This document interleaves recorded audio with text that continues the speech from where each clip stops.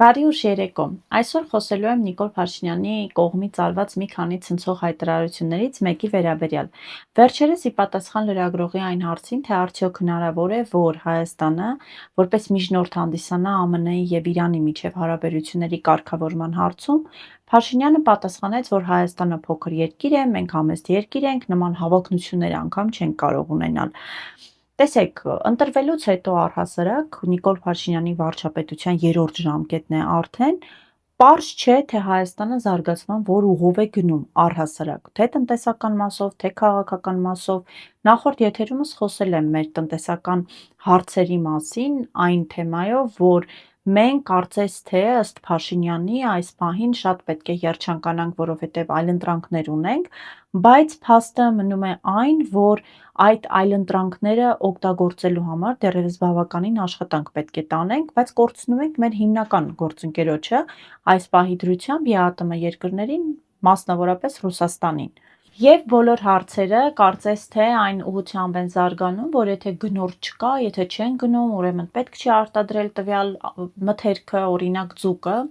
Նույն Փաշինյանը հայտարարեց, թե արհեստական աճեցված ձկներ նա չի ուտում,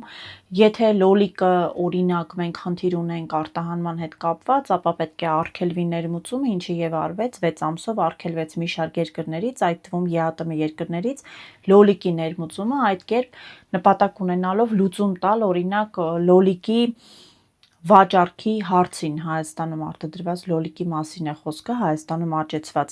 Բայց տեսեք, այս կերպ խնդիրները հնարավոր չէ լուծել, որովհետև նույնիսկ եթե դու արգելում ես ներմուծումը, նպատակ ունենալով տեղի արտադրանքը իրացնել, բայց չունես այնպիսի պետական մեխանիզմներ, որոնք կկարգավորեն եւ կկառավարեն այդ ներքին սպառումդ, դու խնդիրը չես լուծում, հակառակը նոր խնդիր ես ավելացնում։ Դու նպաստում ես, որպեսզի այդ ներմուծող ընկերությունները արդեն խնդիրներ ունենան, չէ՞ որ այդ ընկերություններն աշխատողներ ունեն եւ այլն եւ այլն։ Այսինքն այս մոտեցմամբ մենք հասկացանք, որ չունի Հայաստանի կառավարությունը այս պահի դրությամբ մշակված ռազմավարություն, թե ինչ ենք մենք անելու մեր տնտեսական հարցերը կարգավորելու համար։ Հիմա անդրադառնամ Նիկոլ Փաշինյանի արված այդ հայտարարությանը, թե Հայաստանը չունի նման հավակնություններ, մենք շատ փոքր երկիր ենք, չենք կարող միջնորդ հանդիսանալ։ Տեսեք, նույն Կատարը շատ փոքր երկիր է, բայց բավականին շատ միջնորդական ծառայություններ է, այսպես ասած, մատուցում շատ տարբեր խոշոր երկրներին եւ դրա հաշվին իր քաղաքական ազդեցությունը կշիռը թե տարածաշրջանում, թե աշխարհում ավելացնում է։ Հաջորդ օրինակը Օմանը, նույն Օմանը ԱՄՆ-ի եւ Իրանի միջև հարաբերություններում բազմաթիվ անգամներ որպես միջնորդ է հանդես եկել եւ բանակցություններ կազմակերպել։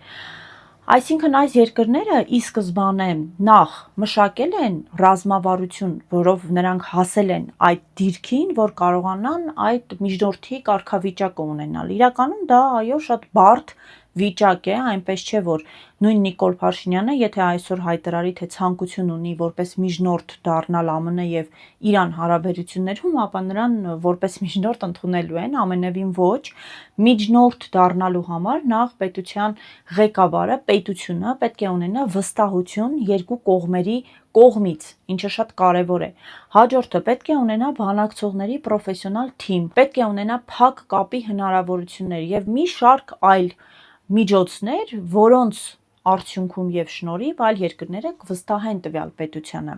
Հիմա, եթե Հայաստանը չի ցկտում ավելացնել իր քաղաքական ազդեցությունը, եթե չի ուզում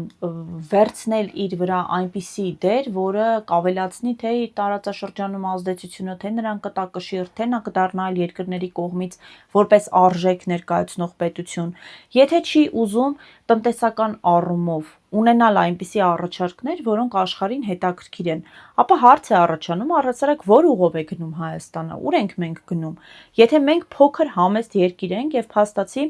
այսօրվա մեր ворթեգրած քաղաքականությունը այն է, որ մենք ինչ ենք անելու։ Խնդրելու ենք, որ աշխարհի մնացած պետությունները մեզ թողեն, մենք հանգիստ սուսուփուս ապրենք։ Հետո առաջանում է ուրիշ հարց։ Վերջերս նույն Իլհամ Ալիևը հայտարարեց, թե Ադրբեջանը հավակնություններ ունի որպես միջնորդ դառնալ, խոսեց այն մասին, որ աշխարհում շատ երկրներ վստահում են Ադրբեջանին, Ադրբեջանը կարող է այդ գործառույթը իրականացնել, ինչով ակնհայտ դարձավ, որ Ադրբեջանը այո ունի նման հավակնություններ։ Հետևաբար մենք, որպես փոքր պետություն, մենք ինչ ենք անում։ Կարող ենք մենք եզրակացնել, որ նույն Նիկոլ Փաշինյանը մեզ ավելի ցածր դասի մեջ է դնում, քան օրինակ Ադրբեջանն է այսօր։ Ես չեմ ասում, որ նույն Նիկոլ Փաշինյանը պետք է հայտարարեր եւ ասեր, որ այո, Հայաստանը պատրաստ է միջնորդ լինել եւ այլն, բայց նա կարող էր նույն լրագրողի այդ հարցին այլ կերպ պատասխանել։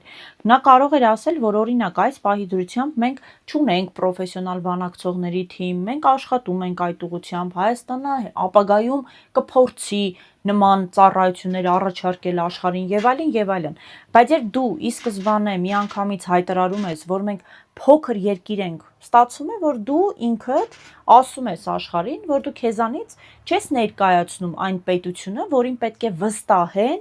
որպես միջնորդ լինելը, այսինքն դու չունես վստահություն երկու կողմերի կողմից, ինչը բավականին լուրջ խնդիր է պետության համար։ Եվ վերջում, չունենալով որևէ ռազմավարական զարգացման ծրագիր, չունենալով որևէ հեռանկար, թե որ ուղղությամբ ենք մենք գնում, թե տնտեսական մասով, թե քաղաքական մասով, երկիրը տանելով փաստացի կոլապսի, երբ մենք որոշ ժամանակ հետո շատ ավելի սուր կերպով կզգանք բոլոր այն հետևանքները տնտեսական, որոնք այսօր արդեն զգում ենք, բայց հետո շատ ավելի սուր կերպով կզգանք, չունենք որևէ հեռանկարներ, մենք տեսնում ենք, որ նույն Եվրամիության կողմից տարբեր ծրագրերի համար տրամադրվող գումարները հիմնականում վարկեր են, այսինքն մենք որպես պետություն ոնց ենք պատրաստվում զարգանալու մասին դեռ չեմ խոսում, գոյատևել, լինել, ապրել